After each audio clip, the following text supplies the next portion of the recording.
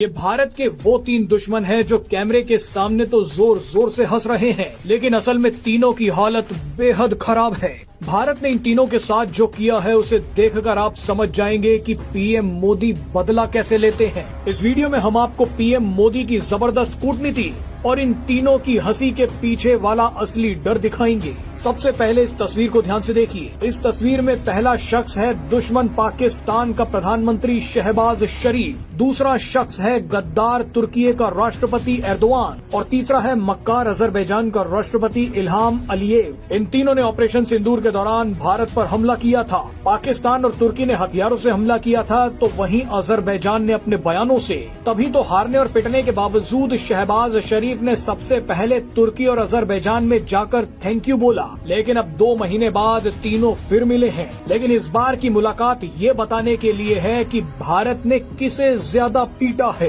दरअसल भारत ने पिछले कुछ हफ्तों में इन तीनों गद्दार देशों पर एक बड़ा रणनीतिक और कूटनीतिक हमला कर दिया है। सबसे मोटा फंदा तो तुर्की के गले में डाला गया है। शुरुआत तुर्की से करते हैं, क्योंकि तुर्की ही परेशानी की सबसे बड़ी जड़ है। भारत ने ग्रीस और साइप्रस में बैठकर तुर्की पर हमला किया है। किसी देश को बर्बाद करना हो तो उस देश के पड़ोसियों को उससे भी ज्यादा मजबूत कर दीजिए, और अगर वो पड़ोसी दुश्मन भी हो तो बर्बादी दुगनी हो जाती है। ग्रीस और साइप्रस तुर्की के दुश्मन भी हैं और पड़ोसी भी। तुर्की ग्रीस के कई द्वीपों पर दावा ठोकता है, तो वहीं उसने साइप्रस के उत्तरी भाग पर कब्जा ही कर रखा है। ऐसे में भारत ने ग्रीस और साइप्रस दोनों से हाथ मिला लिया है। रिपोर्ट्स के मुताबिक भारत ग्रीस को कई घातक हथियार दे रहा है, लेकिन एक खबर ने तुर्की को हिलाकर रख दिया है। तुर्की की मीडिया के मुताबिक भारत अब ग्रीस को long range land attack cruise missile दे सकता है। वैसे आपको बता दें कि ये तुर्की का दावा है। भारत ने इस पर अभी तक कोई आधिकारिक बयान नहीं दिया है, मगर सूत्रों की माने तो अगर ग्रीस को भारत से long range land attack cruise missile मिल गई तो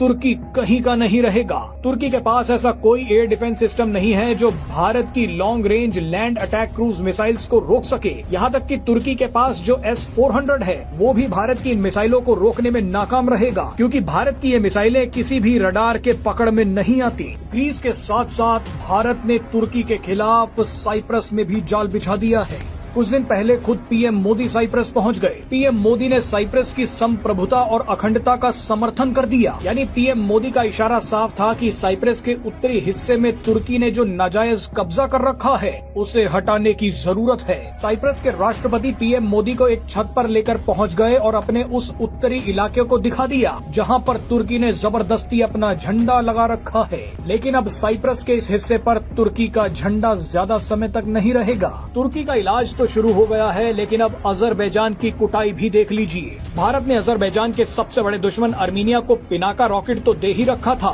लेकिन अब आकाश एयर डिफेंस सिस्टम भी दे दिया है। आकाश एयर डिफेंस सिस्टम ने ऑपरेशन सिंदूर में क्या धमाका किया था वो पूरी दुनिया ने देखा, और अब अजरबैजान भी देखेगा। अर्मीनिया ने भारत से 155 mm की एडवांस टोर्ड आर्टिलरी गन्स भी ले रखी हैं। इसके अलावा भी अर्मीनिया भारत से तरह तरह के खतरनाक हथियार ले रहा है। भारत अब अर्मीनिया का सबसे बड़ा डिफेंस एक्सपोर्टर देश बन गया है। बहरहाल अब आखिर में आते हैं मक्कार पाकिस्तान पर। जिस तरह से तुर्की और अजरबैजान की टांगे तोड़ी जा रही हैं, उससे पाकिस्तान वैसे ही लंगड़ा हो गया है।